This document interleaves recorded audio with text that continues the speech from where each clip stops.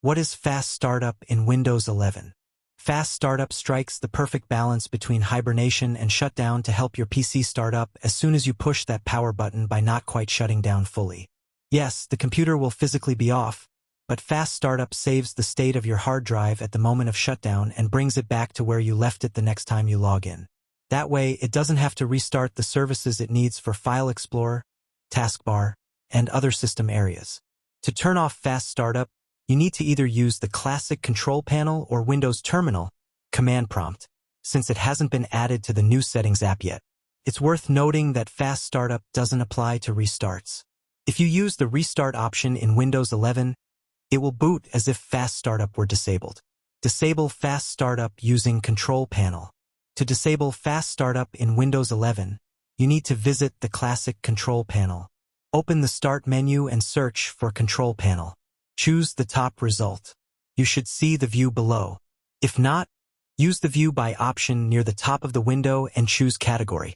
Alternatively, if you're using the small icons or large icons views, you can click Power options and skip to Step 5, a screenshot of the Windows 11 Control Panel in Category View. Choose Hardware and Sound. Select Power options. Click on Choose what the power buttons do.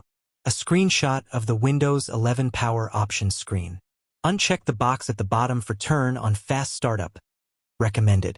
Changing what the power buttons do in the Windows 11 Settings app to turn off Fast Startup with a checkbox. If the box is grayed out, you'll need to click the text at the top that says Change Settings that are currently unavailable. This requires administrator permissions. Disable Fast Startup using Command Prompt. If you prefer using Command Prompt, you can also disable Fast Startup this way. Press the Windows key, search for Command Prompt, and run it as administrator. Type the command below and hit Enter. Power off. Turn off Fast Startup using Command Prompt. And that's it. You've now successfully disabled Fast Startup in Windows 11.